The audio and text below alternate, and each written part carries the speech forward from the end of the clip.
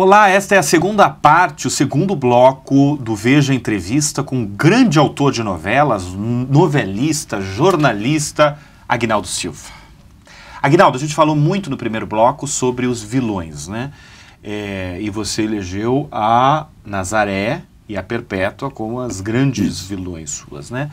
Você tem um histórico de novelas de grandes sucessos no horário nobre da Globo, até porque você sempre escreveu no horário das 9, Isso, né? Desde você coescreveu Vale Tudo... Partido Alto, que foi a primeira. Partido Alto... Vale Tudo, Vale Tudo, Tieta, Roque Santeiro, tô lembrando assim... A Indomada, Pedra Senhora sobre do Pedra. Destino, que foi uma... Senhora do Destino foi a maior audiência sua? Foi, não, foi a maior audiência desse, vou usar uma palavra pomposa, desse milênio. Né? Eu já ouvi você falando disso. A Senhora do Destino foi... Não, a novela tinha médias de 50, 50, né? Tinha dias que ela dava 67, era uma coisa 67? absurda. Entende? Somavam os outros canais todos, chegavam no máximo a 11, não passava disso. Né? Mas por que dava tanta audiência? Qual que é o seu diagnóstico? Era uma novela muito popular, né? Entende? Os personagens eram populares, as pessoas gostam disso, né? Tem uma coisa muito interessante também dessa novela, que você abordava, antes de todo mundo falar em classe média brasileira, a nova classe C, você já abordava essa classe, né? Como é que é? Você tem esse... Como é que você identificou, antes mesmo de ela aparecer, essa nova classe média brasileira? Eu achava que isso ia acontecer, sabe, que o país estava passando por mudanças e que isso ia acontecer, como efetivamente aconteceu, né? Que ia haver as pessoas iam ascender socialmente, né? Quer dizer, porque nós tínhamos um percentual de pessoas à margem do consumo muito grande, né? E de alguma maneira isso ia mudar, dependendo da política econômica, tudo isso foi o que aconteceu. Só que depois isso foi desvirtuado de tal maneira que a pobre nova classe média está tendo que devolver os bens que comprou, entendeu? E voltar a ser a antiga classe média. Quer dizer, eu estou rindo, mas é sério, é um assunto muito triste para todos nós, né? Mas eu pressenti que isso ia acontecer, porque o segredo da novela ela está um passo adiante. O autor tem que pensar, e agora? O que é que as pessoas querem ver? O que é que vai acontecer, né, de novidade, né? O autor tem que pensar nisso. E ele não acerta sempre. Às vezes você erra feio, né? Entende? Quando você errou feio, você acha? Eu errei. Ou errou, não precisa errou feio, mas não, qual foi a novela que você acha que você errou? A novela que eu acho que eu errei foi Suave Veneno. Para começar, eu não devia deixar que botassem esse título, que é horrível. Não foi ideia minha, foi do Daniel. Foi do Daniel, tá. Suave Veneno. E, aliás, ele queria Suave Curare. E eu falei, ninguém sabe o que é curare. Né? E aí foi Suave Veneno. A sua ideia era qual? Eu não me lembro qual era. Acho que era... era Dinastia, eu acho. Eu queria esse título, mas já tinha uma novela americana chamada Dinastia, mas era alguma coisa por aí. Né? O segundo erro, e o mais importante, que foi o meu erro, é que não era minha vez de escrever novelas. Eles me chamaram de novo para escrever quando eu tinha acabado de escrever, acho que a Indomada, né? E eu comecei a novela sem saber como devia começar, como é que eu ia contar aquela história, porque isso é importantíssimo, você tem que saber como vai contar a história, porque depois que você engrena, é fábrica de pizza, é um capítulo por dia.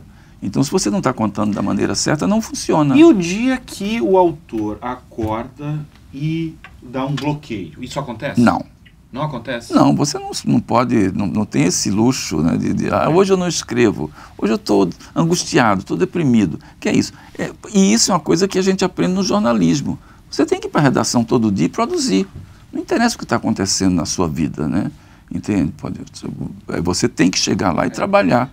O novelista se comporta assim, principalmente eu que vim do jornalismo, entendeu? Como é que é a sua rotina, por exemplo, quando você está no ar? Olha, a minha rotina é uma rotina terrível, porque eu sempre digo que o dia do jornalista, o dia do novelista, precisaria ter 36 horas. Como o dia só tem 24, ele está sempre atrasado. Então ele tem que administrar o atraso, entendeu? O que não é fácil, né? É uma rotina estressante, cansativa, exaustiva, não é cansativa, é exaustiva, e para isso você tem que trabalhar pelo menos 12 horas por dia. Não dá para trabalhar menos. Você acorda mais ou menos que horas? Eu acordo às 5h30 da manhã, né? Acordo, tomo banho, faço todas aquelas coisas e me preparo como se fosse sair para trabalhar, né? Porque se você não se cuidar, já que você trabalha em casa, daqui a pouco você está trabalhando de cuecas, de pijama, fica 3 dias sem fazer a barba. Né? Isso ia complicar completamente, né? E aí eu começo a trabalhar às 7, né? E, em geral, a partir de 7 eu tenho que trabalhar 12 horas. É uma rotina que de tal maneira me absorveu que quando eu não estou escrevendo novelas, eu tenho a mesma rotina. Eu acordo às 5h30. Exatamente, isso é uma pergunta que eu ia fazer. Como é que é quando você está fora do ar? Porque você escreveu, a sua última novela foi Império, acabou em março do ano passado. Ela acabou em março do ano passado. Eu acabei a novela, na verdade, 40 dias antes. Nossa, porque eu sempre tenho uma frente grande de capítulos. Antes da novela sair do ar, eu já estava trabalhando nesse livro, entendeu? Ah, no turno da noite. No turno da noite. Então, na verdade, eu escrevo todo dia. Eu tenho esse hábito, ou vício, não sei, de todos os dias sentar diante do computador e escrever alguma coisa, entende? Porque isso me torna afiado na escrita. É como tocar piano, né? Você tem que treinar todo dia até morrer, até os dedos ficarem com artrose. Agora, mas você gosta de viajar, que eu sei, porque você tem 5 casas, é isso? Sim. São 5 casas? Né? Em Rio, você tem Lisboa, né? Na Serra Fluminense, no Rio eu tenho 2, né? Tem um... Como é que você faz para dividir 5 casas? Bom, eu sou meio cigano, né? Eu mudo... Quando eu estou escrevendo novela, eu tenho... Em cada uma eu tenho um computador, porque não dá para você escrever no laptop, na novela, né? Então, quando estou escrevendo, eu mudo de casa. Já que eu não posso mudar de rotina, eu pelo menos mudo de casa.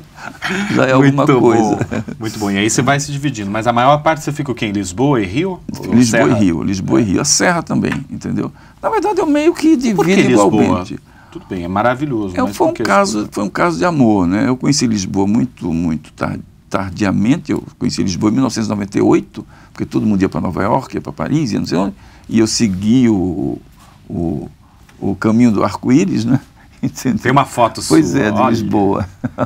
Você está tomando o quê? Na Praça da Figueira. Na Praça Figueira. Não, aí eu estou tomando água, mas nem sempre eu tomo apenas água. Você gosta do quê? Do vinho? Gosto de vinho.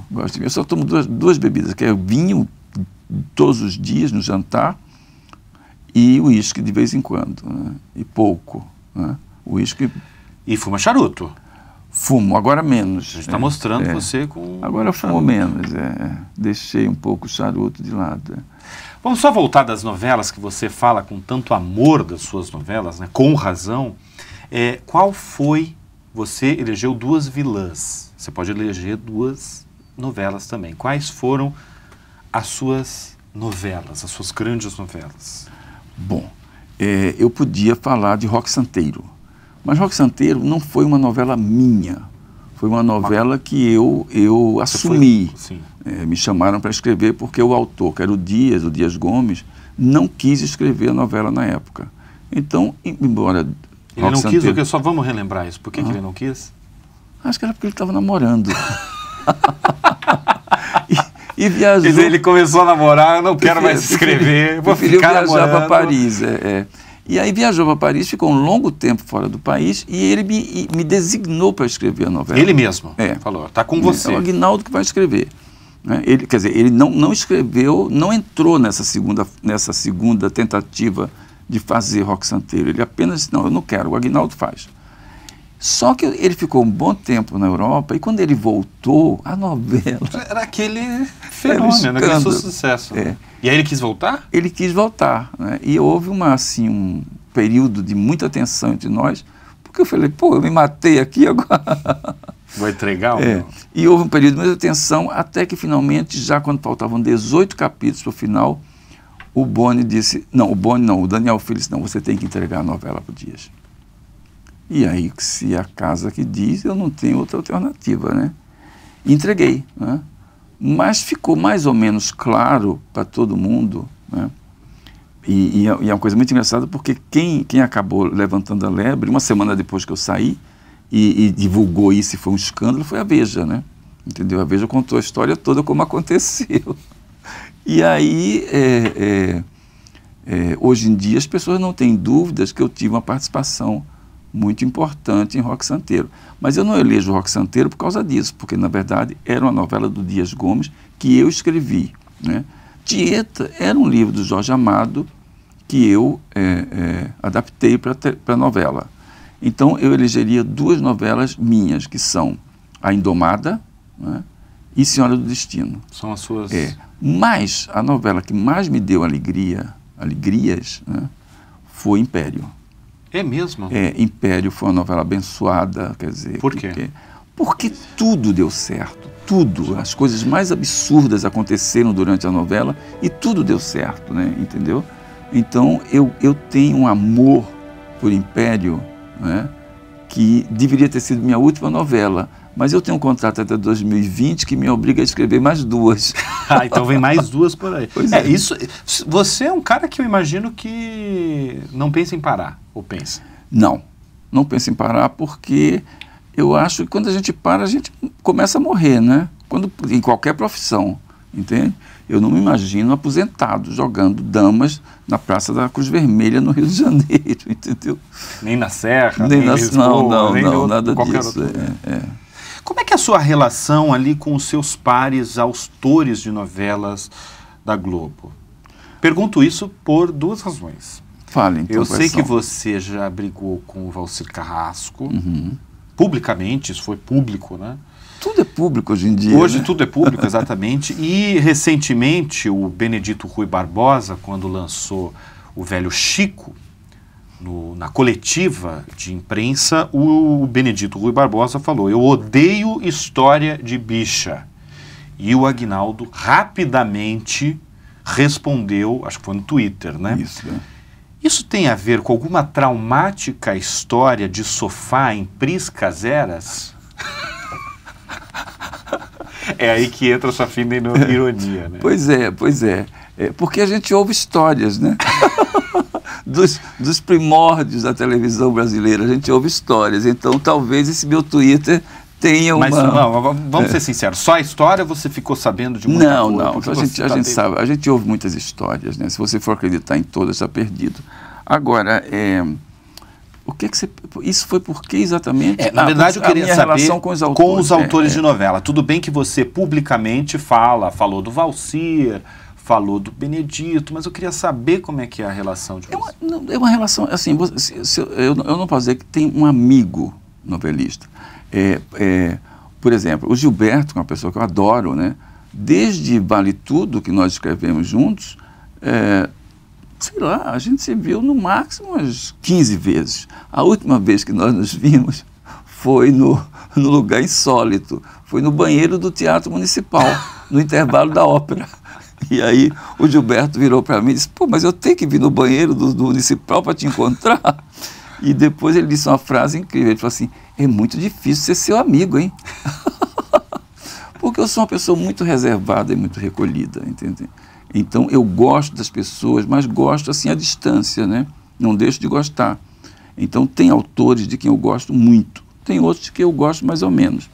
Tem outros que eu gosto, desgosto e volto a gostar, como é o caso do Valcir, entendeu? Você voltou a gostar do Valcir? Porque ontem ele fez uma publicidade do meu livro.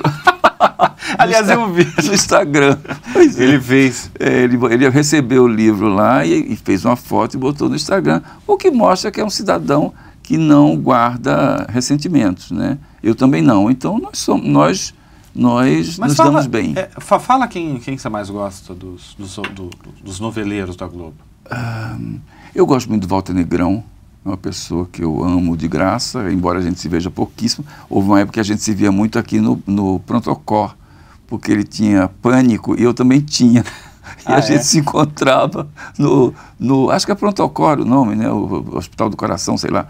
Porque a gente achava ao mesmo tempo... Em Cor, não é? O Instituto... uma coisa assim. Instituto do Cada um na sua casa achava que estava morrendo e corria para o hospital. Então eu gosto muito do Negrão, gosto do Gilberto, gosto eu gosto de tanta gente, entendeu? E gosto principalmente de ver as novelas deles. né? Quando são boas. Quando são boas? Isso. O que você tem assistido ultimamente de novela? Totalmente demais, eu gostei muito. Achei uma novela sensacional, entendeu? Ela era baseada num clássico da dramaturgia, que é Pigmalião, né? Que sempre dá certo, né? Eu gostei muito. Gostei da novela... deixa eu ver o que é que eu vi ultimamente. Liberdade, Liberdade, eu gosto muito. Gosta de Liberdade, gosto. Gostei da novela do Valci, Verdades Secretas, entendeu? Das 11 horas. Era Você muito acha que boa. você escreveria para outro horário? Eu acho que para as 11 eu até É escreveria. impressionante. Aguinaldo Silva sempre escreveu para o horário das 9. Eu já fui chamado para escrever uma novela das 9. E gostaria de manter isso, porque isso dá uma nota de pé de página na história da televisão brasileira, né? Aguinaldo Silva foi o único autor que só escreveu. Mas a das 11 eu faria, porque a minha mão é pesada, entende? E é por isso que eu só faço novela das 9. Porque eu não consigo, embora minhas novelas sejam muito engraçadas e irônicas e tudo isso, mas ao mesmo tempo elas são densas, elas são populares e ao mesmo tempo densas. Então, eu para as 6 eu não faria, para as 7 eu não saberia fazer, e para as 11 sim eu faria. O senhor já comentou... O senhor não, né? Não, Posso senhor chamar não, você, que isso, né? terrível, Estou eu sou chamando até jovem. agora de você, exatamente. Você já comentou que não há pressão maior do que escrever uma novela das 9 horas. Antes, novela das 8, hoje novela das 9. A maturidade não ajuda a aliviar o trabalho? Pois é, o conhecimento ajuda a aliviar. A cada novela você vai acumulando conhecimentos sobre a profissão, sobre o assunto, né? E isso te ajuda a ficar menos tenso. Mas eu acho que o que ajuda mesmo é a idade, né? Chega um momento em que você pensa assim, sabe, daqui a pouco eu estou morto mesmo, as pessoas vão esquecer que eu escrevi uma novela horrorosa, entende? Você começa a ficar mais descontraído a partir de uma certa idade. Isso é muito bom, né? Você sentiu isso quando, assim? Eu não senti ainda. Não sentiu? Não. Quer dizer, você está tenso ainda, às vezes. Sim. Você sabe que Império eu só relaxei nos 30 capítulos finais. Eu pensei, agora não tem como dar errado, né? E eu já sabia que ia matar o Comendador, né? Que era o personagem do Alexandre Nero. Falei, agora não tem como dar errado. Aí você relaxa, entendeu? Temos a morte aí do Comendador, né?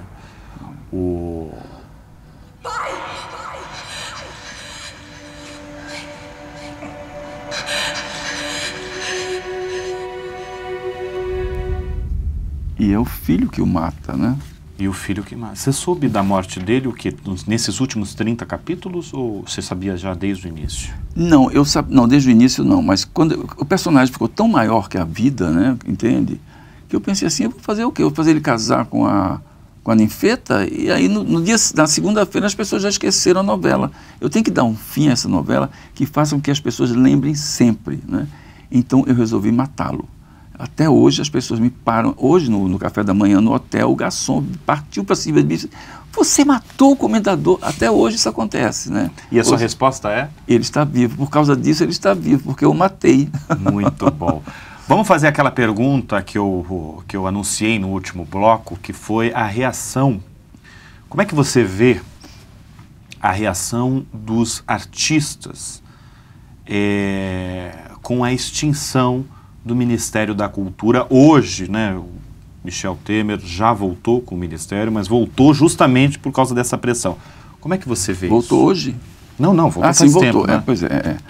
Não, eu vejo da seguinte maneira, as pessoas que protestaram, né, foram basicamente atores e produtores. Né? Produtores relacionados com o teatro e um pouco do cinema, né, também, e artistas da música popular, né, compositores, né, da música popular. O que restringe muito a cultura não é só isso, né, porque você vê, quando se fala de cultura, a gente tem que falar dos museus. Os museus no Brasil estão fechados por falta de condições de funcionamento, com um acervo que está lá no subterrâneo se estragando por causa disso, porque não é conservado da maneira correta. A Biblioteca Nacional está entregue aos cupins, né, e às infiltrações e dezenas de manuscritos e de livros e de todo um acervo importantíssimo está sendo destruído por causa disso. Uma das coisas mais tristes que eu vi foi um dia desses, uma inundação que aconteceu numa sala, no depósito da Biblioteca Nacional, e jornais do começo do século XX, exemplares de jornais do começo do século XX, foram postos a secar num varal, com grampos de segurar roupa. Quer dizer, isso é cultura, né?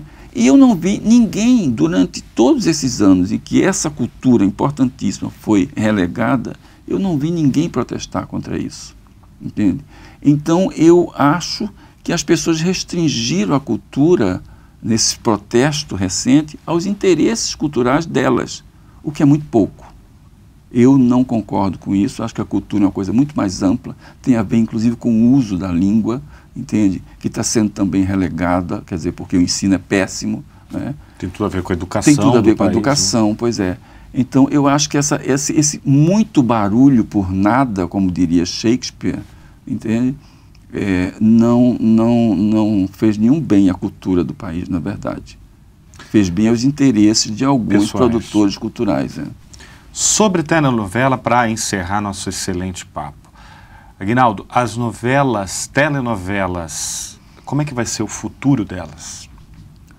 Existe uma teoria que de vez em quando ressurge com força e depois some, porque viu uma novela e faz um maior sucesso, que as novelas estão em decadência, que as novelas já deram tudo que tinham que dar e vão acabar, né? Mas o problema não é só um problema, o problema é muito maior que esse, o problema é um problema econômico. A novela é o que paga a TV convencional no Brasil. A novela é o único produto da televisão que realmente dá lucro. Porque como ela é uma produção a longo prazo, embora ela custe caro inicialmente, ela se paga na metade e da metade para o fim ela dá lucro, né? Ela que paga os salários, ela que faz, a novela é importante por causa disso. E, ao mesmo tempo, a televisão convencional não tem como tirar 3 ou 4 novelas do ar e passar a produzir, em vez da novela, 6 programas, ou no caso, 24 programas diferentes por semana. Não tem dinheiro para isso, não tem meios para isso, não tem pessoal para isso. Então, a novela continua sendo o produto mais importante da televisão brasileira, inclusive do ponto de vista econômico ou financeiro, não sei bem qual é, e continuará por muito tempo por causa disso. Que delícia ouvir você falar, Aguinaldo Silva. Estamos honrados com a sua presença. Muito por causa do livro, né, O Turno da Noite. Ele já está nas livrarias, Já está na livraria, sim. Então, se eu chegar na Cultura agora, eu posso tranquilamente pegar o Turno da Noite, né? Queria que você fizesse um convite aí, abrisse aí para falar um pouco do Turno da Noite. Eu vou fazer o lançamento do Turno da Noite aqui em São Paulo, no dia 18 de julho, porque eu vou estar aqui fazendo minha masterclass, e então eu vou lançar o livro no dia 18 de julho, que é uma segunda-feira, na Livraria Cultura do Conjunto Nacional, na Avenida Paulista. E eu gostaria que todos os paulistas fossem lá e fizessem o maior furdunço, como diria um personagem de uma das minhas novelas. A gente vai. E sobre a nova novela, você vai revelar tudo agora? Não. Você vai falar o nome da novela? Você vai falar os vilões da novela? A novela tem um título provisório, que é o Sétimo Guardião, né? A vilã da novela será, sem nenhuma dúvida, a Lília Cabral. A Lília? A Lília eu quero que ela faça uma vilã arrasadora. E o casal protagonista, ou seja, o casal que vai se apaixonar e sofrer percalços que impedirão que eles fiquem juntos até que chegue o final da novela, serão a Marina Rui Barbosa e o Chay Suede. Já está definido. Já tá, eles estão reservados para mim já. O Chay vai fazer uma novela antes, a Marina vai fazer um seriado, mas eles estarão na minha novela, já estão escolhendo. Além dos 3 atores, tem mais algum já confirmado? Bom, tem um que eu não consigo viver sem ele, que é o Zé Maia, né? Entendeu? E tem mais alguns que eu mandei reservar, mas eu prefiro não falar por enquanto. Não, prefere falar porque pode Pois é. E vai ser uma novela que você falou que vai ter realismo fantástico, né? Mágico. Né? Mágico. Um pouco atualizado para o que as pessoas gostam de ver agora, né? Eu não vou chegar a esse extremo, claro, mas eu me inspirei muito em 2 coisas, que foi um filme chamado Batman Begins, né? E em Game of Thrones. Em Game of Thrones? Mas, claro, não vai ser na Idade Média distópica. Como é que vocês vão montar aqueles cenários? Olha, eu nunca penso nisso. O Mário Monteiro, cenógrafo, que resolva. Ele, né? Muito bom, Aguinaldo. Mais uma vez, obrigado. Obrigado você. Viu? E espero recebê-lo sempre aqui. Ótimo. Gente, essa foi mais uma edição do Veja Entrevista com o grande Aguinaldo Silva. Até a próxima.